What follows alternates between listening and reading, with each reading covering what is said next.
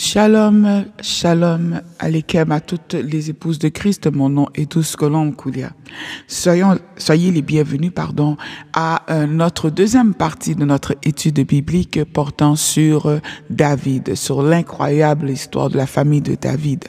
Le roi David est un roi passionnant. Lorsque on lit la parole de Dieu, il y a tellement de choses à apprendre. Pour ceux qui sont moins habitués à la lecture, vous allez trouver son histoire dans 1 Chronique, 2 Chroniques, 1 Samuel, 2 Samuel et 1 Roi, 2 Rois. Donc, il s'agit de 6 livres vraiment très importants dans lesquels vous allez découvrir vraiment des choses extraordinaires. Et je vous invite vraiment à les parcourir avec moi. Amen. Alors, qu'est-ce que nous avons vu la dernière fois? Dans la première partie, sur la famille de David, nous avons vu que David a 7 frères parce que malheureusement certains serviteurs de Dieu et enfants de Dieu ne comprenaient pas encore pourquoi est-ce que d'un côté on disait que David ils étaient 7 et d'un autre côté on dit qu'ils étaient 8. Donc je dis David ils sont 8 garçons et David a donc 7 frères. Amen. Ça, c'est ce qui est écrit. Donc, c'est pourquoi je vous invite à bien lire la parole. Amen. Donc, nous avons aussi vu que David était le moins considéré d'entre ses frères.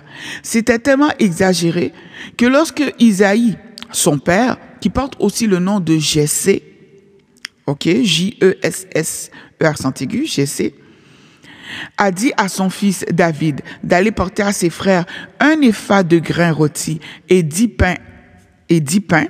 Eliab, l'aîné, a trouvé le moyen de lui dire « Je connais ton orgueil et la malice de ton cœur.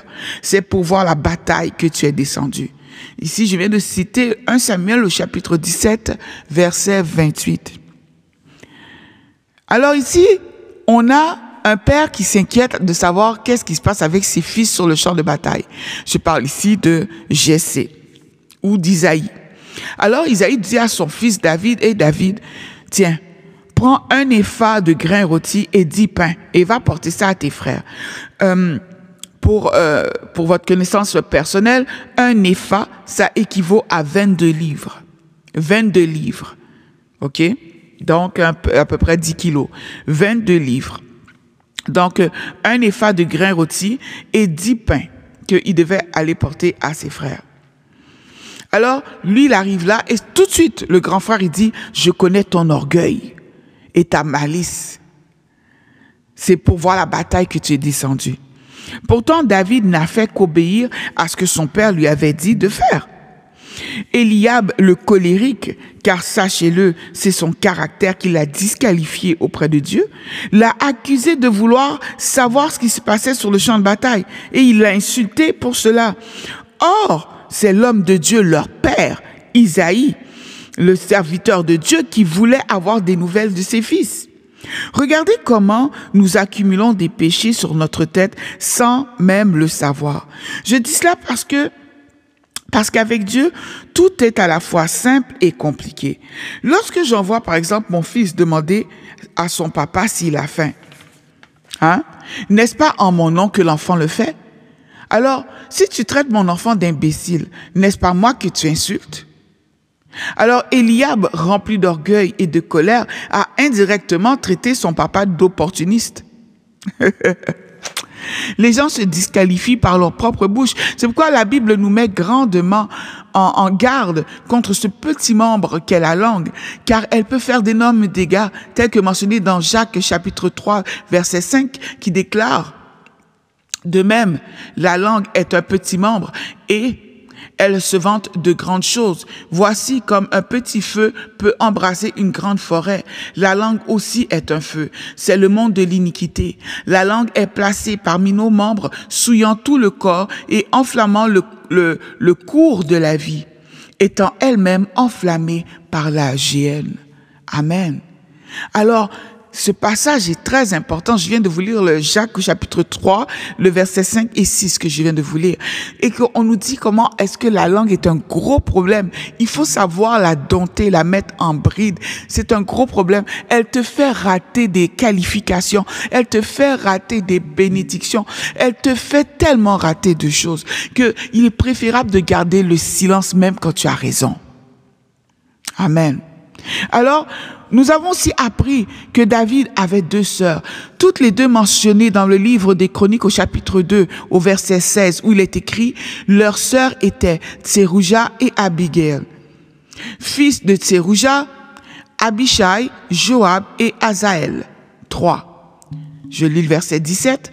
Abigail enfanta Amasa, le père d'Amasa fut Jéter, l'Ismaélite. Amen. Alors, le Jéter dont on parle ici est le même Jitra qui est mentionné dans 2 Samuel au chapitre 17, verset 25. Donc, Jéter et Jitra, c'est la même personne. Amen. Amen. Et j'ai terminé la partie 1 en vous emmenant dans 2 Samuel chapitre 17, 25, où il est mentionné que Amasa est le fils d'Abigail, tel que mentionné dans 1 Chronique chapitre 2, 17. Mais ce verset spécifie aussi que Abigail ne semble pas avoir le même père que Tserouja, sa sœur, et sœur de David. Alors, si on fait un résumé, David a 7 frères et 2 sœurs. L'une de ces 2 sœurs a un autre père du nom de Nahash, roi des Ammonites. Ces 2 sœurs s'appellent Tserouja et Abigail.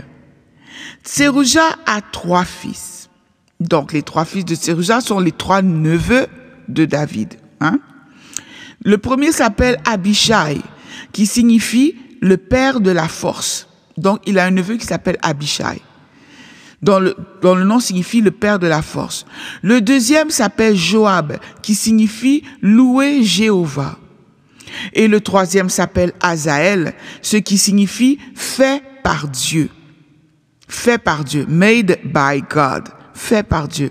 Donc, et en ce qui concerne leur mère, on apprend que leur mère s'appelle Tserouja, ce qui signifie baume. B-A-U-M-E. Donc, mettre une baume sur un plaie, une blessure. Quand quelque chose te fait mal, on met un baume pour calmer la douleur.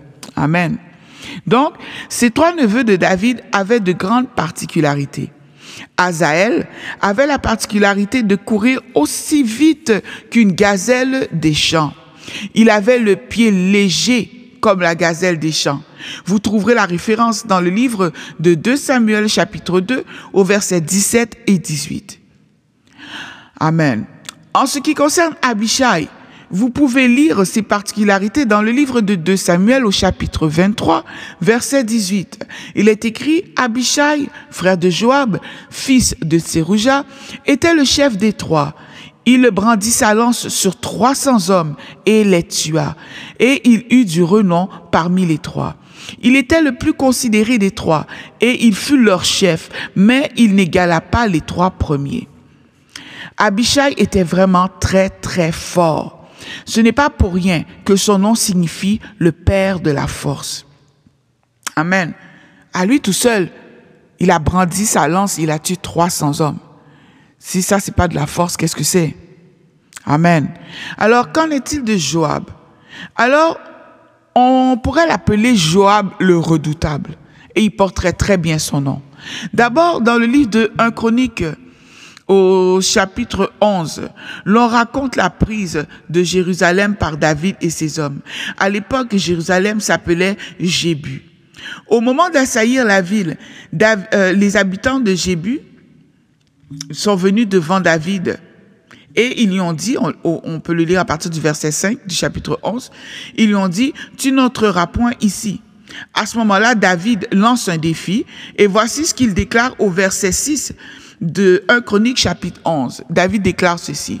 « Quiconque battra le premier les Jébusiens sera chef et prince. Joab, fils de Tserouja, monta le premier et il devint chef. » Voyez-vous pourquoi Joab était redoutable? Il est monté carrément dans la ville et il a pris possession de la ville. Lui, avec ces quelques hommes-là, ils ont pris possession de la ville. Hey! C'est un gars qui avait pas froid aux yeux, là. Hé là là. Alors, vous voyez maintenant pourquoi Joab était redoutable. Mais il a fait encore pire, parce qu'il n'a pas juste fait ça. C'est aussi Joab qui a tué Amasa, le fils d'Abigail, leur propre tante. Il a tué son propre cousin. Mais comment est-ce que tu peux te lever et décider de tuer ton cousin? Je vous rappelle qu'on parle de la famille du roi David, là. Famille rapprochée, là. Aïe, aïe, aïe, aïe, aïe. Et puis toi, tu penses que Dieu ne peut pas travailler avec ta famille. Quand bien même tu trouves que ta famille est pourrie, de pourrie jusqu'à l'os, là.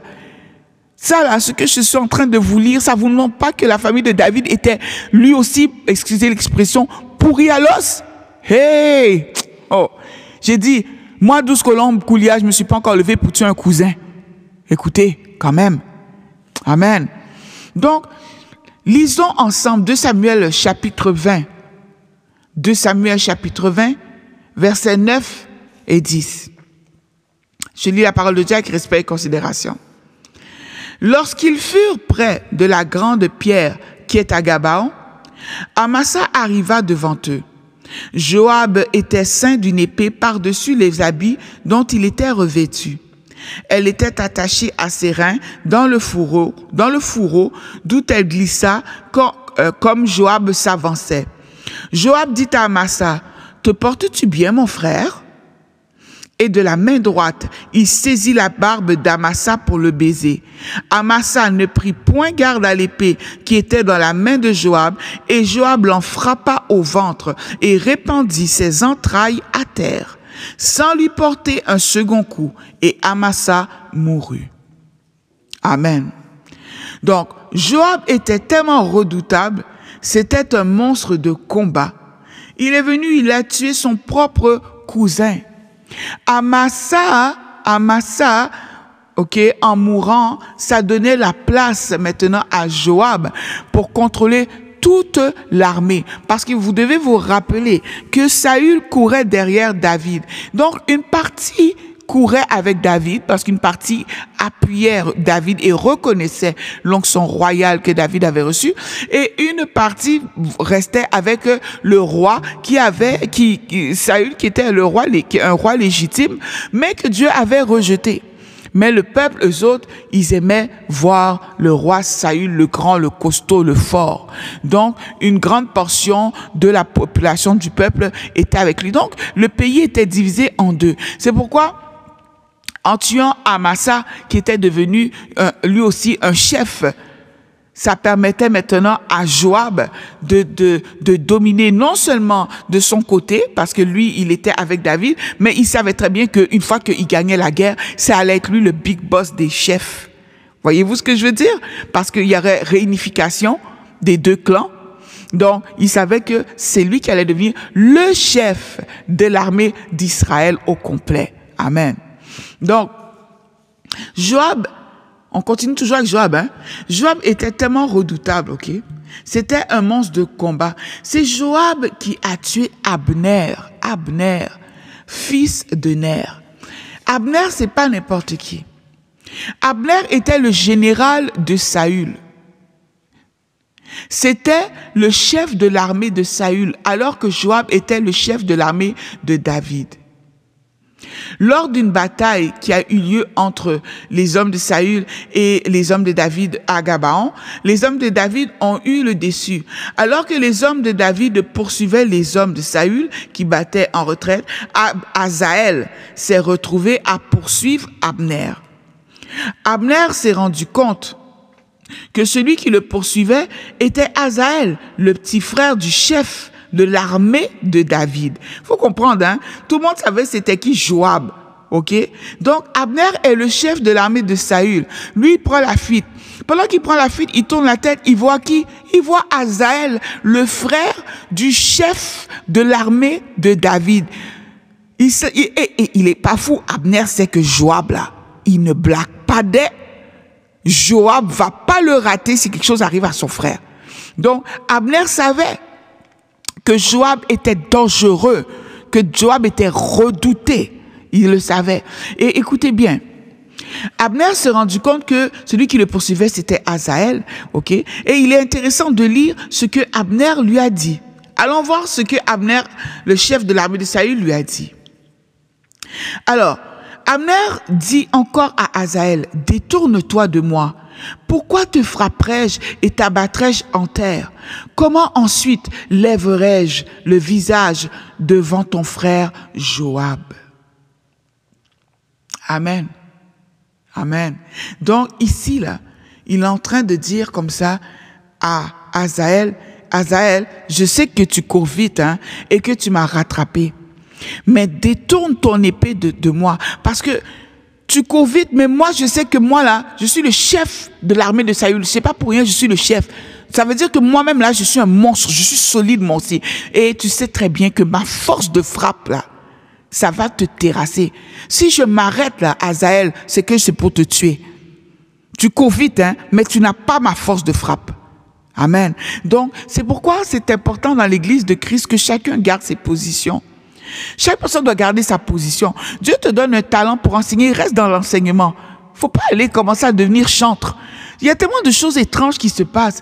Azaël, Dieu lui a donné un talent. Le talent, c'était sa vitesse. Donc ça, c'est quelqu'un, ok, si tu es blessé, pap, tu tombes ici, là, tu es blessé. Azaël peut courir tellement vite, là. J'ai dit, même les chevaux, tu vas pas calculer tellement il court vite, là. Il attend de se rendre pour dire, oui, un tel est tombé au combat, envoyez, parce qu'il est rapide. Mais tu vas pas prendre celui qui est rapide et puis tu l'envoies combattre le plus fort là-bas, que lui là, c'est 3 tonnes de béton, de muscles qu'il a. Ça fait pas de sens. De un, ça fait pas de sens. L'autre chose, si on y va sur un plan strictement biologique, parce qu'on sait très bien que Dieu est sur son trône. Si Dieu dit aujourd'hui même tous les hommes voleront, ils auront des ailes, eh bien aujourd'hui même on aura tous des ailes parce qu'il est Dieu, il est assis sur son trône, il fait ce qu'il veut, n'est-ce pas? Cependant, même sur le plan strictement biologique, regardez, une personne qui court extrêmement vite sera rarement lourde, pas vrai? Or, une personne qui est très fort sur le plan physique, fort avec une grosse masse musculaire, n'est-ce pas, sera automatiquement lourde. Ce sont des choses connues. Une personne qui fait de l'haltérophilie, si tu le jettes dans l'eau, eh bien, il va être beaucoup moins à l'aise qu'une personne ultra mince qui fait du ballet. Ça, ce sont des choses que, c'est pas une question de stéréotype ou de préjugés, ce sont des faits biologiques. Ce sont des faits, tout simplement. Amen. Donc, c'est pour dire que c'est dommage parce que Azaël, ce jour-là, a été frappé. Abner a tué Azaël, mais Azaël n'aurait pas dû mourir. Parce que si Azaël avait écouté, s'il avait écouté. Alors ici, on comprend très bien, très clairement que Abner ne voulait pas tuer Azaël. Abner est un homme de guerre. Il savait que même si Azaël court vite, eh bien, il savait qu'il allait régler son compte sans problème et il ne voyait pas l'intérêt de tuer ce jeune homme. Donc, en continuant à lire un peu plus loin, on apprendra au verset 23 que Azaël a refusé de se détourner lorsque Abner lui a dit. On est toujours dans 1 Chronique chapitre 11, verset 23. Donc, il a refusé de se détourner. Il est dit que, alors Abner le frappa au ventre avec l'extrémité inférieure de sa lance. Et la lance sortit par derrière. J'ose à peine imaginer, personne ne veut mourir comme ça. Amen. Donc, c'est un homme de guerre, Abner. Et cet homme de guerre redoutable, chef de l'armée de Saül, eh bien, c'est Joab qui l'a éliminé. Toute cette description, c'était pour vous ramener à la force de Joab. C'est Joab qui l'a éliminé. Donc là, nous venons de voir quelques exemples de combats menés par Joab et nous comprenons que Joab, le fils de Tserouja, neveu de David, personne ne veut l'embêter. Personne ne veut l'embêter. Et on commence à voir aussi le type de personnalité qu'il a. Donc, on va regarder encore, ok? On va conclure la présentation de ce personnage en lisant 2 Samuel au chapitre 3. Versets 26 et 27. Je lis la parole de Dieu avec respect et considération. Et Joab, après avoir quitté David, envoya sur les traces d'Abner des messagers qui le ramenèrent depuis la citerne de Sira. David n'en savait rien. Lorsque Abner fut de retour à Hébron, Joab le tira à l'écart au milieu de la porte, comme pour lui parler en secret. Et là, il le frappa au ventre et le tua pour venger la mort d'Azaël, son frère. Amen. Donc, je vous résume. Saül est mort, ok? Saül est mort. Maintenant, le fils de Saül prend la tête de la bataille. Il s'appelle Ish-Bosheth. Il prend la tête de la bataille, ok? Et c'est Abner qui est toujours il tient bon. C'est Abner qui est toujours le chef de l'armée de Saül. Bien que Saül n'est plus là, c'est quand même encore lui le chef. C'est sûr que, tu sais, il faut comprendre une chose, c'est que Abner, en soi, lui, c'est un chef de l'armée. On ne dit pas que c'est un méchant. On ne dit pas que c'est un sanguinaire, quelqu'un de mauvais. On dit que c'est un chef de l'armée. Et c'est normal que tu défendes ton roi jusqu'à la fin. Parce que si tu le fais pas, c'est bizarre. On t'a choisi pourquoi alors? Ça montre ta ta loyauté. Donc, on voit que Abner était quelqu'un de loyal. Donc, qu'est-ce qui s'est passé? Ish-Bosheth, ok, il voit que son papa, Saül, est mort. Il prend la tête de l'armée et il continue à mener la bataille. Et là, à ce moment-là, Abner, lui, c'est dans ce moment-là que, bon, il tue Azaël. Et maintenant, lorsque on apprend que Saül est mort, Abner, lui, commence à regarder autour de lui et puis Abner, il commence à lui aussi réfléchir. Donc, il décide de faire alliance avec David. Parce que, bon, Abner, il regarde, hein, il n'est pas aveugle, il voit bien que, ouais, David, c'est lui qui doit monter sur le trône. C'est bel et bien le roi. C'est lui qui doit succéder à Saül. Et ce qui arrive, c'est que il va à la rencontre de David, il se rend compte, il n'y a pas de problème, tout ça. David est d'accord. Parce que David, il voit pas en Abner un méchant, mais il voit un homme loyal qui a tenu ferme jusqu'à la fin. Voyez-vous?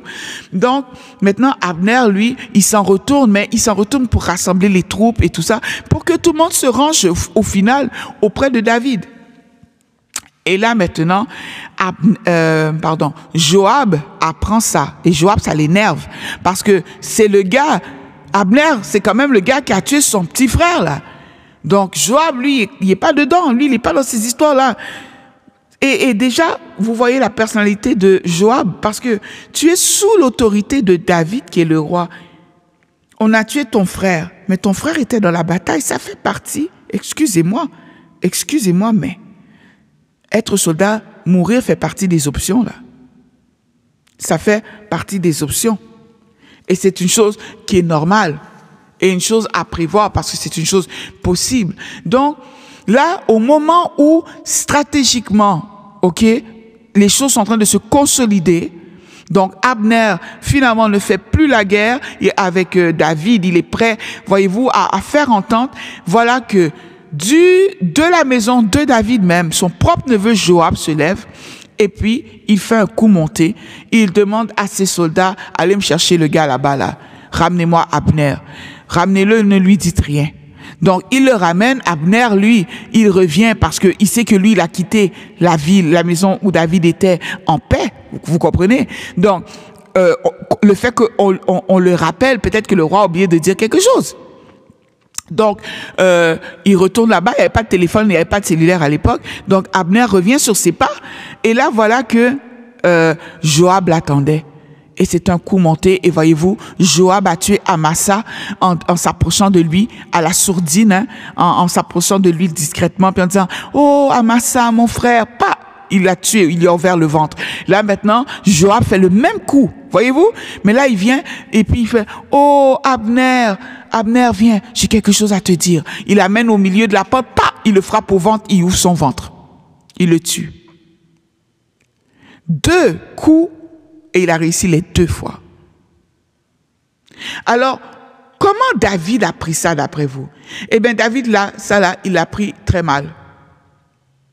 David l'a pris très mal. Il l'a pris tellement mal, en fait, que David a maudit son propre neveu. On voit ça au verset 29, toujours du même chapitre. 1 Chronique, chapitre 11.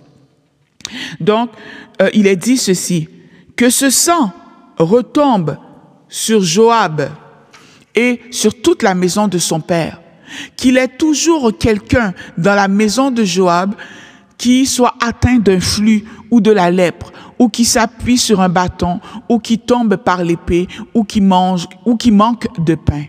Verset 30. Ainsi, Joab et Abishai, son frère, tuèrent Abner parce qu'il avait donné la mort à Asaël, leur frère, à Gabaon, dans la bataille. Amen. Je veux juste vous dire que dans la Bible, il n'y a pas de mot en trop.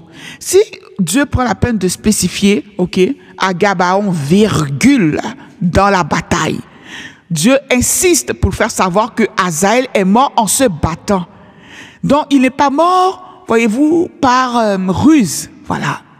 Ce n'est pas par ruse, il est mort. Il est mort en se battant, donc de façon honorable. Donc, il n'y avait pas de raison ici pour que Joab aille faire de façon rusée un plan pour tuer quelqu'un qui allait devenir un allié. Et en plus, en outrepassant les ordres du roi. Ça veut dire comme ça que le neveu de David n'a jamais eu de considération pour son oncle. Amen. Une autre chose intéressante et importante à savoir, c'est que le Abner en question, qui a été assassiné, Abner, fils de Ner, était le cousin du roi Saül, tel que mentionné dans le livre de 1 Samuel au chapitre 14, au verset 51. Versets 50 et 51. Il est dit ceci, je lis la parole de Dieu avec respect et considération. Le nom de la femme de Saül était Akinoam, fille d'Akimat.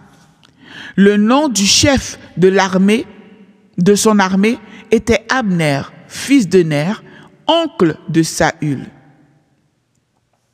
Kis, père de Saül, et Ner, père d'Abner, était fils d'Abiel.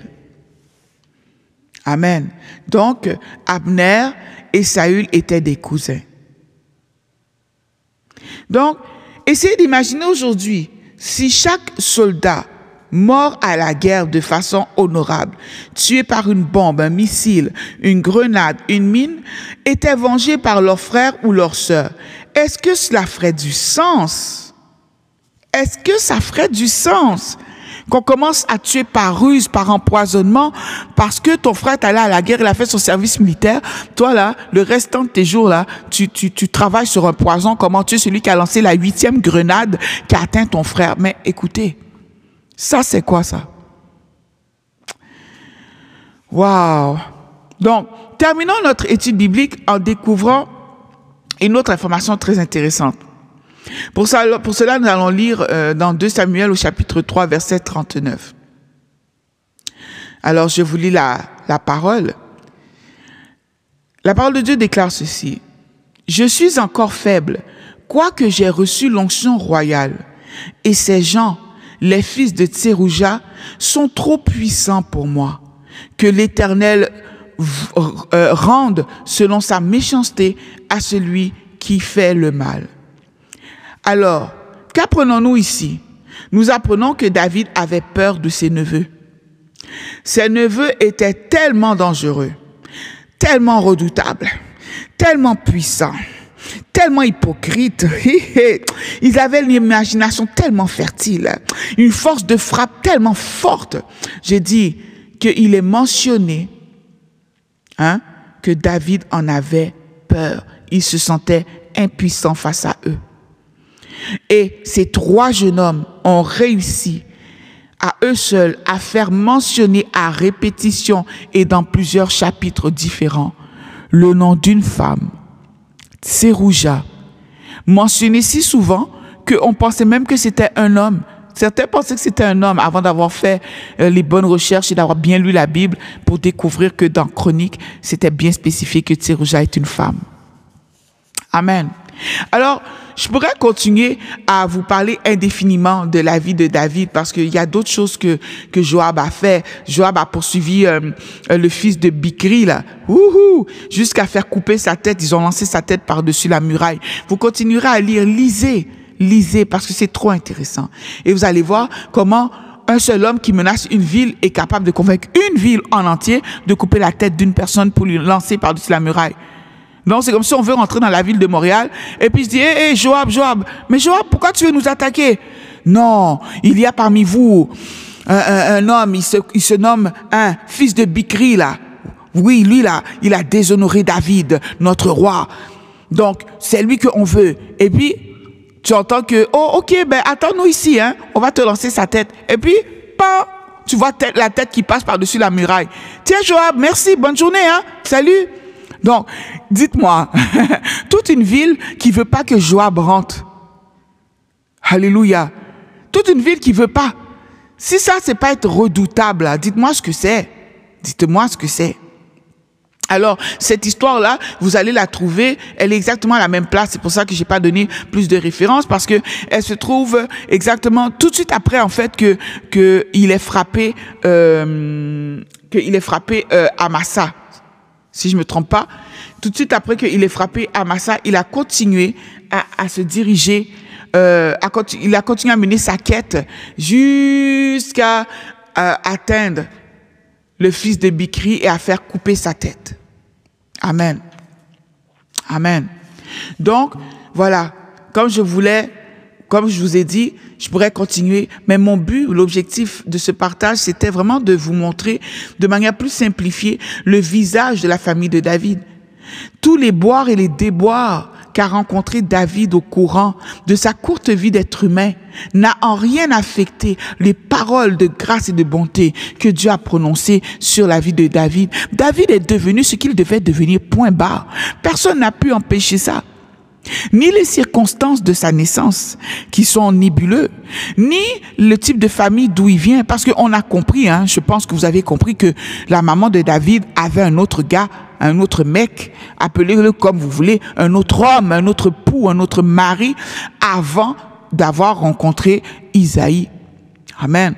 Donc, et vous voyez que les enfants qui en sont nés sont pas du tout la même personnalité. Ils sont pas pareils du tout. Vous voyez qu'ils sont pas pareils. Donc, ça montre encore, et moi je le dis souvent à mes enfants, fais attention qui tu vas épouser. Fais attention qui tu vas marier. Parce que tout ça là, ça se transmet dans tes enfants. Et tes enfants là, ils seront à l'image de ce que ton sang porte. Un sang qui porte la violence, il ne faut pas s'étonner. Un sang qui porte le respect de Dieu, tu dois t'attendre à ce que l'enfant, même en se développant, même en étant dans un milieu violent, il ne sera pas comme les autres. Donc c'est pourquoi quand quelqu'un dit « Oh, alcoolique, oh, je suis alcoolique, c'est pas ma faute, mon papa est alcoolique », moi je ris toujours. Quand tu es là, tu me chantes des chansons comme ça, il ne faut pas venir me parler parce que ça veut dire que tu ne veux pas t'en sortir. Maman, moi qui vous parle, mon papa était alcoolique, moi. Et je ne suis pas alcoolo. Je suis tellement pas alcoolo que l'alcool n'est même pas permis dans ma maison. Moi, dans ma maison, l'alcool ne rentre pas. Et pourtant, je ne dis pas que c'est un péché. Hein. C'est un choix. Ça ne rentre pas. Les épouses de Christ, nous venons tous de milieux différents. OK? Nous venons tous et toutes de milieux différents. Nous avons toutes des familles médiocres. Oh, écoutez, même lorsque tu nais dans la richesse, tu as tout ce que tu veux. Tu sais, après 5 ans, 10 ans, 20 ans, 30 ans, tu attends, oui, mon papa couchait avec moi depuis l'âge de 5 ans. Attends, c'est pas toi qui portes Dolce & Gabbana, qui roule en Mercedes, là. C'est pas toi que tes cheveux sont faits, tes ongles sont faits matin, midi, soir. Mais ton papa, il t'a confondu avec ta maman. Donc c'est pour vous dire quoi? C'est pour vous dire que la méchanceté de Satan est répandue partout. Et que je trouve que le Seigneur nous montre dans la parole de Dieu de belles manières au travers de David, qu'on n'a pas de raison de se plaindre. Même si tu es un fruit de l'adultère, Jésus peut t'utiliser. Si tu es un fruit du viol, Jésus peut t'utiliser. Ça là-dessus là. Moi, je suis bien placé pour le dire. Le temps venu, je dirai, j'expliquerai. Donc, c'est pas parce que tu es un bâtard que le Seigneur peut pas t'utiliser. C'est pas parce que ceux qui sont plus costauds que toi, plus jolis, comme Eliab, qui avait l'air mieux aux yeux de Samuel pour devenir roi. Ce n'est pas parce que tu es costaud, tu es beau, tu parles bien, tu es un joli tututu, que Dieu va te choisir. Parce que voyez-vous, Pour comprendre le Seigneur, prenez une bouteille remplie d'un jus de fruits. Pour mettre ça simple, ok? Tu as une grande bouteille de jus de fruits. Le jus de fruits, ce sont tes capacités à toi. La bouteille, c'est toi. Maintenant, avec tes capacités, tu peux dire, ah, moi, je suis une bouteille de jus de fruits bien remplie. J'ai la capacité de calmer la soif chez un être humain. Moi, ça me va, j'ai pas besoin des histoires de Dieu ici, là. Et tu mènes ta vie sans Dieu. Et tu vois, le jus diminue. Et un jour, il n'y a plus de jus dans cette bouteille et tu décèdes. OK? Maintenant, il y a les gens qui, eux, sont des bouteilles de jus, hein. Mais ils ont décidé que le jus qui était à l'intérieur d'eux, là, ça semble pas mener là où ils voudraient. Ça porte pas l'effet escompté. Ils ont remarqué que ce qu'ils produisent en eux-mêmes n'est pas bon. Et ils ont décidé de laisser Dieu détruire ça pour être remplacé par le Saint-Esprit. Alors, ce sont des gens que le Seigneur ouvre la bouteille et il verse le jus. Maintenant, plus tu vas accepter que Dieu enlève du jus, plus lui, il va le remplir avec le Saint-Esprit. Donc, on va dire, supposons que on va rajouter un liquide complètement transparent. Donc, toi, là, la bouteille de 500 millilitres, là, qui était remplie de 500 millilitres de jus, tu as accepté Jésus et tu as dit, Seigneur, prends-moi tout entier. Je veux mourir à moi-même. Du moment que tu dis ça, Dieu ouvre la bouteille et il jette tout ce qui faisait de toi, ton identité, il jette tout ça dehors. Maintenant, plus tu laisseras Dieu te tuer, plus il pourra te remplir de ce nouveau liquide. Et tu sais quoi? Ce nouveau liquide qui s'appelle le Saint-Esprit, quiconque maintenant ouvrira de la bouteille que tu es pour boire de ce que tu es, n'aura plus jamais soif. Tu deviendras toi-même une source inépuisable de force et de miracles. Ça fait que, rendu à la fin de ta vie, utile sur la terre, eh bien, on découvre que tu n'arrives pas à mourir. Ça donne des gens qui sont censés mourir à 30 ans, mais on ne sait pas pourquoi ils continuent à marcher, à faire des miracles, mais ils refusent de mourir. Ça produit des personnes âgées, amen, qui sont dans le ministère et on dirait qu'ils ne vieillissent pas. C'est ça le surnaturel. Alors, lorsqu'une personne réagit, ou lorsque moi-même, on me dit quelque chose, ça me fait mal, et je réagis, j'entends facilement et tout le temps le Saint-Esprit me dire, douce colombe, pourquoi tu réagis? Parce que ça te fait mal? Et là, moi, je suis là en train de dire, oui, ça me fait mal. Et le Saint-Esprit me dit simplement, c'est la preuve qu'il reste encore du jus dans la bouteille. Parce que si j'étais vraiment morte complètement à moi-même, je ne réagirais pas parce que les morts ne se plaignent jamais. Amen.